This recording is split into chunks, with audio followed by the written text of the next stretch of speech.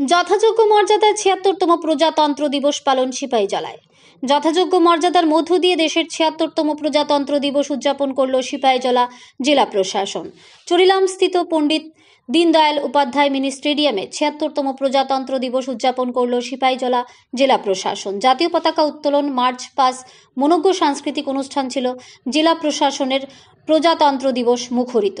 ৭৬তম প্রজাতন্ত্র দিবসে সিপাহীজলা জেলা ভিত্তিক অনুষ্ঠানে জাতীয় পতাকা উত্তোলন করেন ত্রিপুরা রাজ্যের বন দপ্তরের মন্ত্রী অনিমেষ দেববর্মা।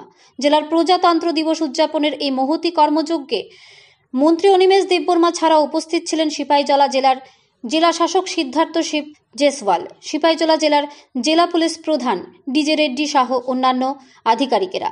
প্রজাতন্ত্র দিবসের মহতী অনুষ্ঠানে জেলার বিভিন্ন বিদ্যালয় থেকে ছাত্রছাত্রীরা মনোজ্ঞ সাংস্কৃতিক অনুষ্ঠান পরিবেশন করেন। ত্রিপুরা পুলিশ, টিএসআর এবং জেলার বিভিন্ন বিদ্যালয় থেকে ছাত্রছাত্রীরা মার্চ পাসে অংশগ্রহণ করেন। জাতীয় পতাকা উত্তোলনের পর মন্ত্রী অনিমেষ দেববর্মা সিপাহীজলা জেলাবাসীর উদ্দেশ্যে ভাষণ দান করেন। সব মিলিয়ে ৭৬তম প্রজাতন্ত্র দিবস আনন্দঘন ছিল। ব্যুরো রিপোর্ট, আরই, ধর্মনগর। আমাদের দেশের যে সংবিধান, এই সংবিধান আজকের দিনে ২৬ জানুয়ারি 1951 দেশের জনগণের প্রতি উৎসর্গ করে দেওয়া হল এবং আজকের এই দিনে সংবিধান যারা রচনা করেছিলেন তাদের আমরা আজকে আবার স্মরণ করছি। ডক্টর বাবা সাহেব আম্বেদকর, যিনি এই দেশের সংবিধান রচনায় ড্রাফটিং কমিটির চেয়ারম্যান ছিলেন এবং অন্যান্য সদস্যবৃন্দরা, ওনারা এই দেশ কিভাবে পরিচালিত হবে আমাদের সংবিধান রচনা করে গেছেন। ওনাদের আজকে আমরা স্মরণ করছি।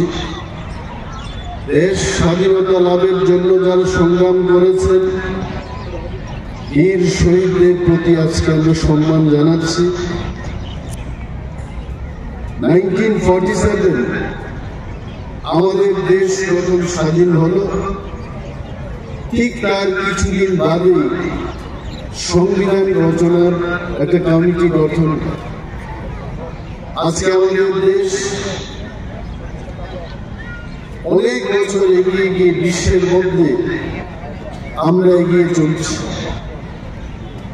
সিপাহীজলার এই জেলার সমস্ত নাগরিকবৃন্দ রাজ্যের সমস্ত অংশের মানুষের সাথে এবং দেশের সাথে আপনারাও এগিয়ে চলেছেন।